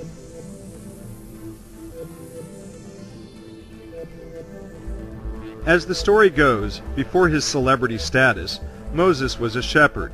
He lived off the land, eating herbs and building campfires. His life in many ways must have resembled the Native American or the shaman that we have come to know. On at least 2 occasions, Moses wandered over to Mount Sinai. It was on this mountain, which was also called Horeb or Median over time, that Moses encountered a bush that spoke to him. A bush that was on fire but did not burn. A burning bush that did not consume. This bush spoke to him with a voice that could be none other than the voice of God. This truly sounds like a hallucination. Inanimate objects speaking, visions of flames, communication with the gods, etc. The word manna literally translates to, "What is this?" This manna was said to have appeared on the ground overnight, and it came with the dew in the morning. Psilocybe mushrooms appear overnight and flourish when there is dew on the ground. And if it was your first time to eat these mushrooms, your reaction just might be, "What is this?" A variety of psilocybe-containing mushrooms also grow atop the dung of cattle. The abundance of manure from their cattle would have provided ideal conditions for these mushrooms to grow. After fleeing Egypt, Moses did not wander the wilderness for as long as some would think. Moses knew where he was going, and he took his people directly back to Mount Sinai, where he first encountered the burning bush. This is when he went back up the mountain, and a few days later he came down with the first set of 10 Commandments. Since Moses had to travel to a certain location to speak to this bush, it can be suggested that Moses encountered the hidden manna on that mountain. He found a mushroom that only grows under trees, one that looks like it is burning, but it is not. Knowing that he would find this hidden manna on this particular mountain, Moses went back there as soon as he could.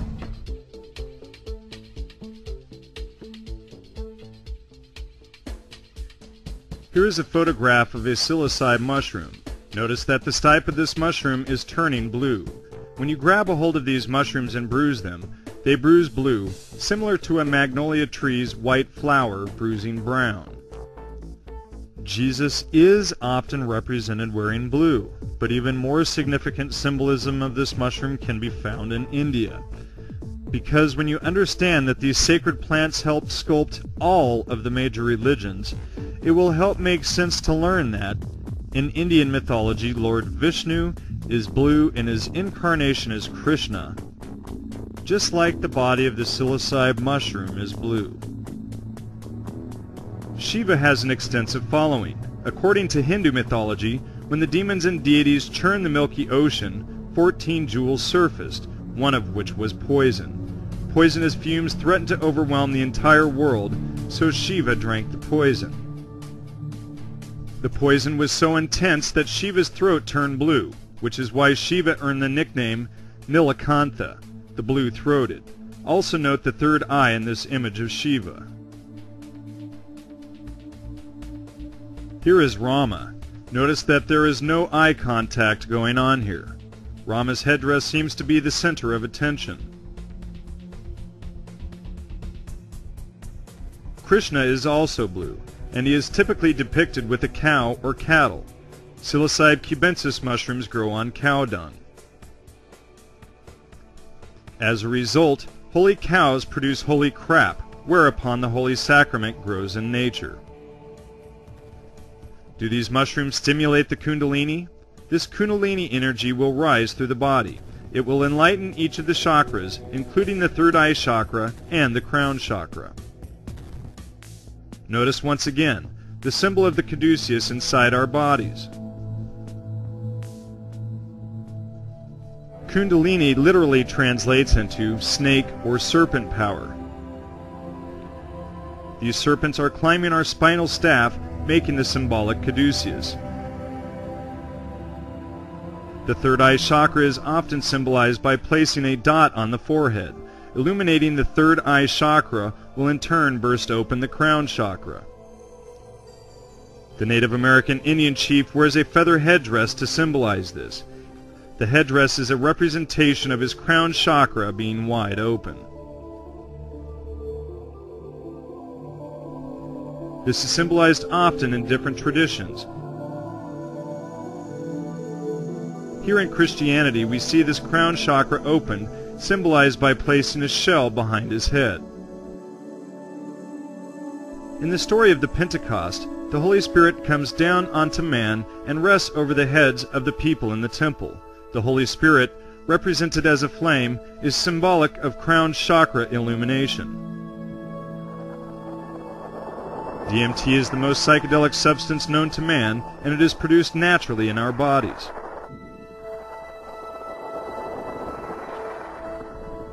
Dr. Rick Strassman, author of DMT, the Spirit Molecule, was, at the time his research began, the first doctor allowed to perform psychedelic or entheogenic studies in the U.S. for over 20 years. With intravenous DMT injection, Strassman was able to recreate, unintentionally of course, the alien abduction experience, as well as many levels of out-of-body and religious experiences in the clinical setting. These same chemical compounds can be found in the excretions of a Bufo alivarius toad. These excretions were dried and then smoked, and the effects were extremely psychedelic. And then there is ayahuasca. This is a brew made from a combination of two plants found in the Amazon. One contains DMT, but when it is consumed, our bodies break it down before this chemical makes it into our bloodstream. The shaman then found an MAO inhibitor, allowing the DMT to pass into the bloodstream without being destroyed in the gut.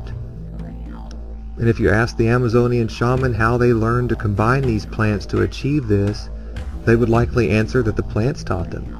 More than likely it was discovered in a salad-like mixture.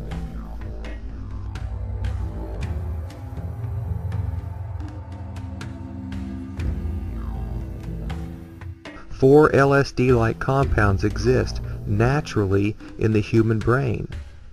This is from the Boston Globe.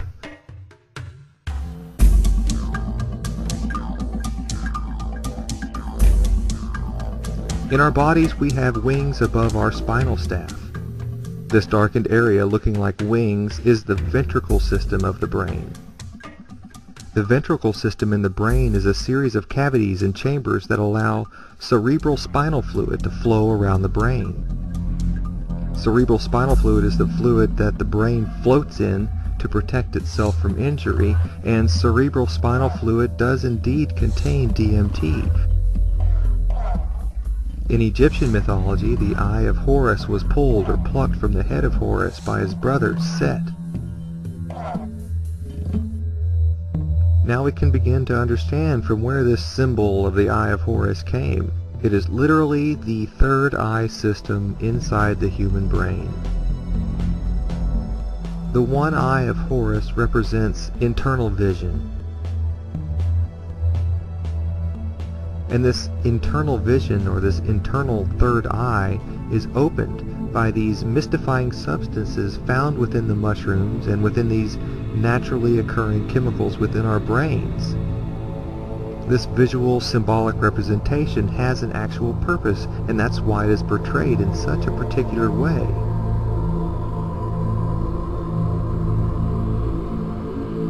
A symbol can be true on many scales, and each has its different levels of meanings to the different groups who employ them. You could consider a simple triangle, and the many degrees of understanding that this particular simple symbol can hold. With keys like this, you can unlock the most elaborate alchemical artwork and decipher its meaning. And through this natural progression, it would make sense to create a character or a deity full of characteristics that represent greater things than the symbol itself.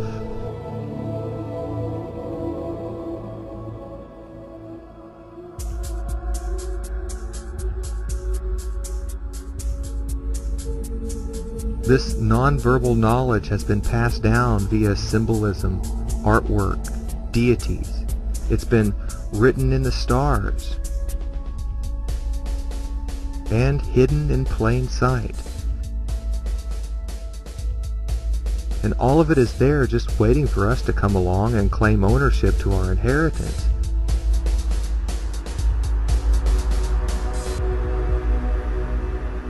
If then we project the Essenism of Qumran forward in time and place, from the Dead Sea Scrolls to the New Testament, we can see a clear line of theological speculation which transformed an exclusive Jewish sectarianism into a Hellenistic mystery religion which could attract the allegiance of all men, Jew or Gentile, bond or free.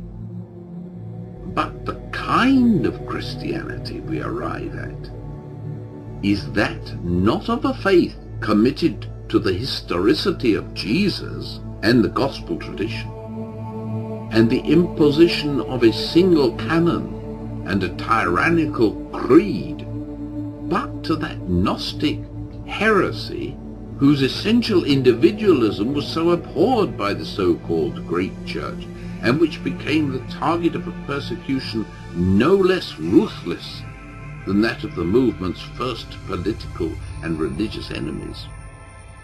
And to judge from the Church's subsequent history, as well as the illegitimacy of its claims to primacy, one can't help feeling that the wrong side won.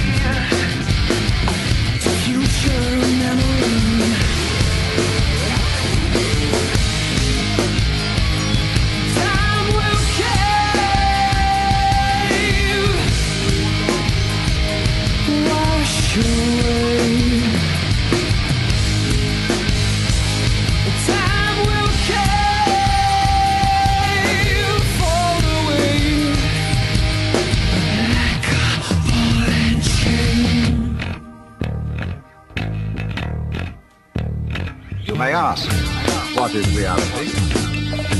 The real world? Mental or spiritual? The real world? Neither mental nor spiritual. Reality is simply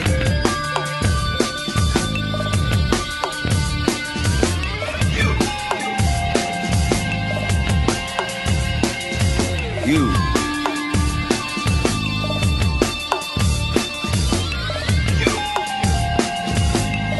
Or anything else, non-verbal. And people have various theories about what it is.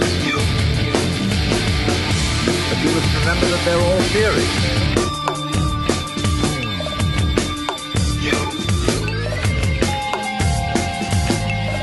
Your ego image can only stand.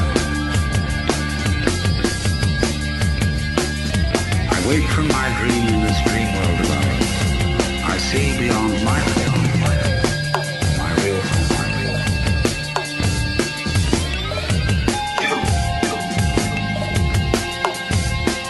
He sees only the winding of the stream and the twisting of the path. He does not know that already he is in the land of the immortals.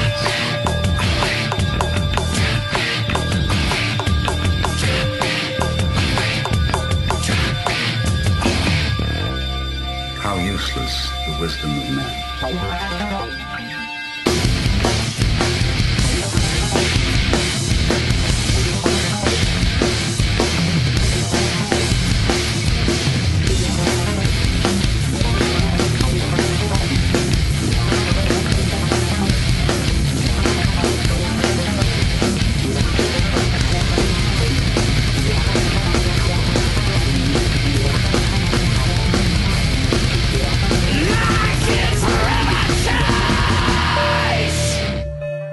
If you have grasped the meaning of this, in all your relations with things, you are free in mind and body. Modern education's 12 grades and mortarboard stem from this ancient knowledge. In my recent books, in particular The Sacred Mushroom and the Cross, The Dead Sea Scrolls and the Christian Myth, and the forthcoming Physician Heal Thyself, I've tried to demonstrate something of the multi-layered structure of the gospel narratives and teachings. Their decipherment is difficult, and was intended to be so, just as the Essene secrets were not for the eyes of the uninitiated. Even their written works were wrapped up and hidden in caves, or in the final emergency simply wrenched apart and thrown into a secret underground chamber. Their most vital mysteries were never committed to writing, as Josephus makes clear, but passed only by word of mouth under awful oaths of silence.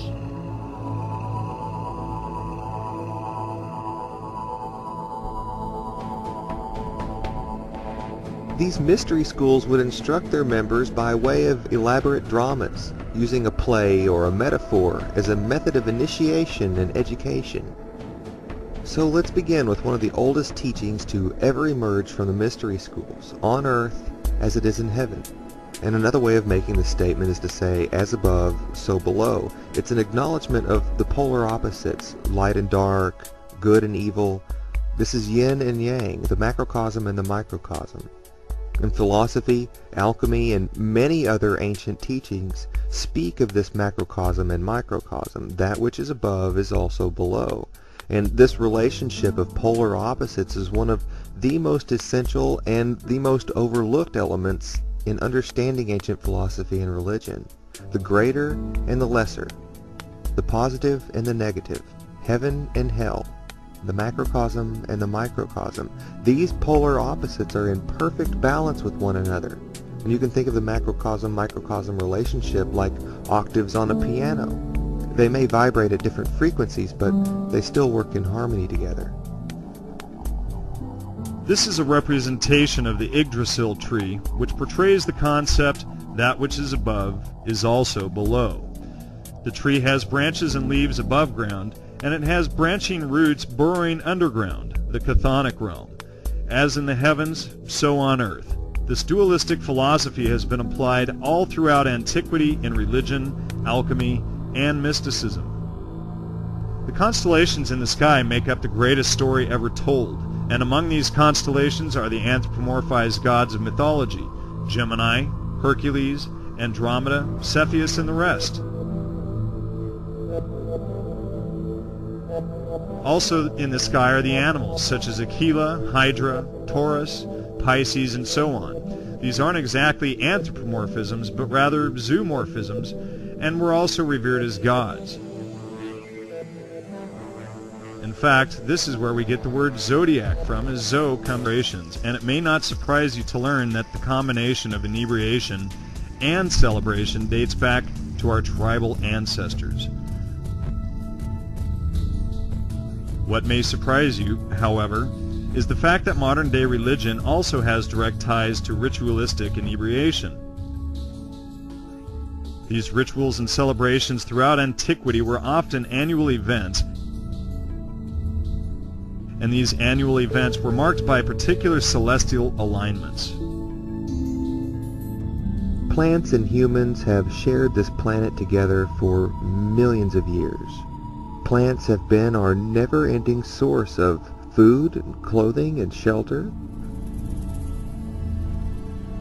And each day, as we see the sun rise, we know that the sun sustains our life, and it sustains the lives of our plant allies.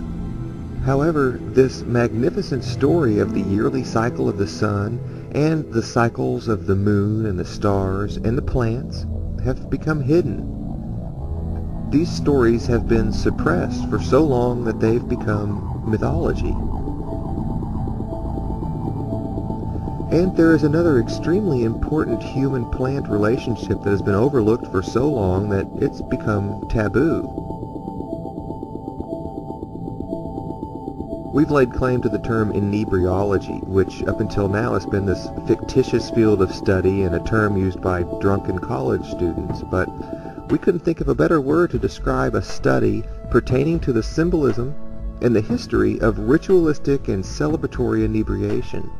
This involves an in-depth study of shamanism and the sacred plants themselves. Plants, mushrooms, and various plant combinations have traditionally been used by the shaman, or the medicine man, for many millennia for healing, for extremely deep levels of meditation, and in their ceremonies, and their rituals, and rites of passage as well.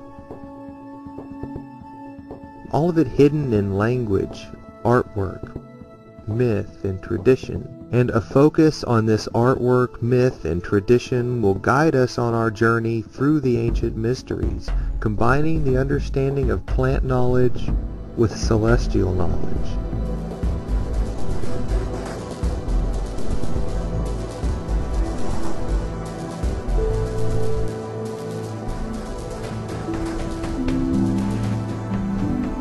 The older medieval cathedrals were often called mystery schools, and the mystery schools were primarily used for religious, mystical, and even scientific study. However, there were no congregations. They were not open to the public. Mystery schools were structured similar to the way Freemasons structure their teachings. One enters as an initiate, much like a fraternity, and was often sworn to secrecy. In fact, we still have fraternities and sororities that stem from these ancient mystery schools. Modern from the word zoo, zodiac. Well, the Bible tells us that although we are mortals, we are gods as well. Consequently, this application of the zodiac signs to our bodies occurs in symbolism. On earth as it is in heaven, the temple of God is in the heavens, and it dwells within us as well. Nevertheless, we create these anthropomorphisms, these gods built out of combinations of nature, celestial gods, plant gods, fertility gods, or compound gods containing many different elements. And they were all worshipped and written about as though they were living deities. Even if there was a sectarian Jewish teacher living in Palestine during the first part of the first century called Joshua or Jesus, he had nothing at all to do with the crucified Christos of Paul's theology, and thus had no part to play in the formation of that distinctive amalgam of faiths that eventually swept the world. As far as the gospel narratives of Jesus are concerned, we can free ourselves forever from the need to lay bare a reality on which to base a more historically convincing portrait of a first-century teacher who in 3 short years was supposed to have founded a new religion, or so transformed an existing messianic faith that it could become almost immediately acceptable to a Gentile world.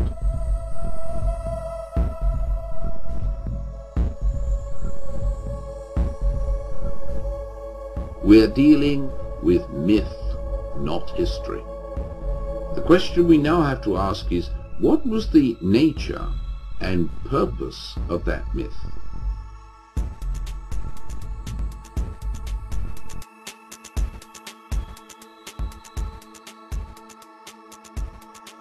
Sol Invictus is often referred to as Mithra because of their strong correlation.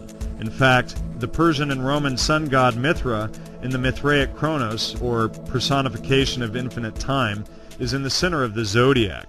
He is surrounded by his 12 helpers, or the 12 helpers of the sun. You will often find a goddess, a sun, or some sort of divine entity inside the zodiac when depicted in art. There are even old paintings and murals of Christ sitting on a throne surrounded by his 12 helpers. Sometimes these are depicted as 12 angels, and other times the 12 disciples.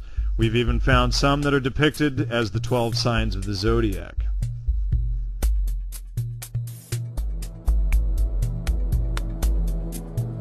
The important thing to know about the deity is that the deity is merely a character. It is the character's characteristics and the physical posture that are important. The name of the character can be interchanged and applied to different cultures and ages, but the numerous characteristics have remained the same in various deities, including Christ, Krishna,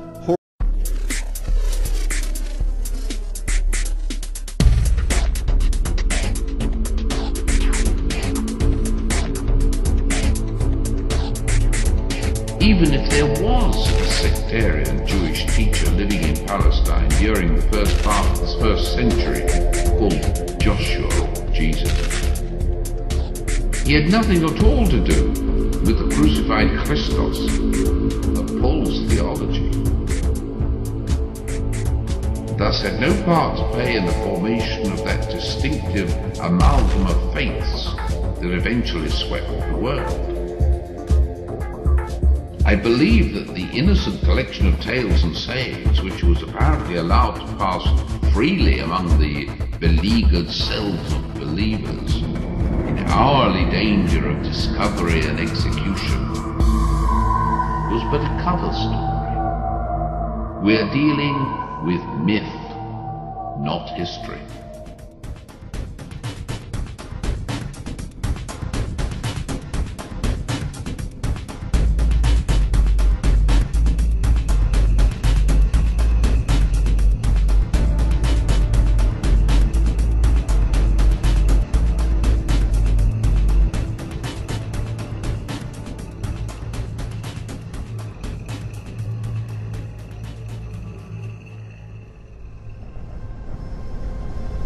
Whether there ever was a Jewish messianic pretender named Joshua or Jesus who was crucified at the instigation of his fellow countrymen in the procuratorship of Pontius Pilate, we shall probably never know.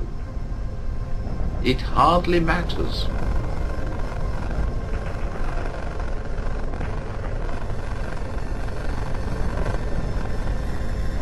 The inner councils of the Church were aware of secret writings which were not to be promulgated even among the faithful.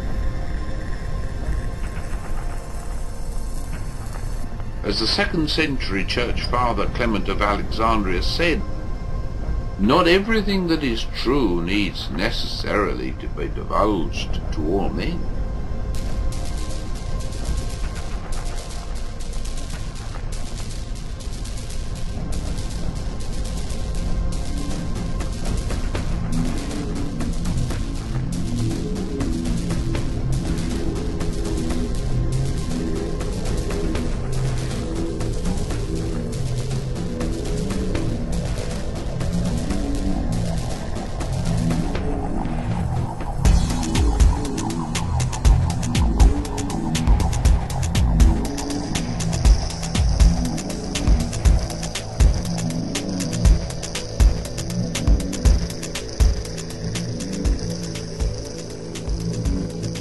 It's no secret that Christmas parties and New Year's parties promote inebriation with the celebration, or at very least, a toast.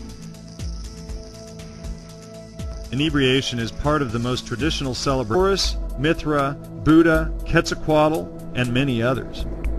Many of these characteristics represent this star of wonder, this only begotten Son of the Creator, God of God, light of light, very God of very God, begotten, not made. In other words, And as Jordan Maxwell likes to point out, this ball of light in the sky is not our responsibility, it's God's responsibility. It's not our sun, it's God's sun. This worshipful sun is the main star of all stars. It's the only star that is of real importance to us because it gives us our life. And likewise, in this macrocosmic personification, the sun and all other stars in the sky are kings, making Jesus and Horus and all the other sun gods the King of Kings. Mythology never ended. Jesus is the newest myth, and most people are smart enough to know this fact, but so many are just too frightened to face it. The animals in my house tend to follow the warm sunlight around the house in the morning time, and these splashes of sun on the floor are in different locations at 7 a.m. in the spring versus 7 a.m. in the fall. It's the tilting of the Earth's axis that brings about these seasonal changes, and as simple of a concept as this may be, this is the gateway into some of religion's most guarded mysteries. If you film, videotape, or even take a time-lapse photograph of the northeastern section of the night sky on a clear night, you will see the apparent rotation of the stars around the North Star as the Earth rotates on its axis. But notice as these stars appear to spin in a circle, the stars on the eastern horizon appear to rise, just like the sun does. Before there were calendars, and long before there were streetlights on every corner, one could watch the night sky and know when to prepare for winter or when to plant the crops. However, today with our bright lights in big cities, it's growing more and more difficult to see the stars at night due to something called light pollution. Our ancestors didn't have this problem. Their mystery schools and celebrations and their rituals were centered upon these yearly and easily observed celestial cycles, and the night sky would come to life with its stars. In order to better understand these yearly celestial cycles, let's begin in spring. At 8:30 a.m. we see that the sun is above the horizon, and behind it is the constellation Pisces. And as we fast forward to autumn, we notice that the sun appears to remain in the same region of the sky at this particular time of day. And if we fast forward 2 months, we see that the sun appears to be in a completely new location at this exact same time of morning. When we superimpose the position of the sun at 8:30 a.m. in the early autumn with the position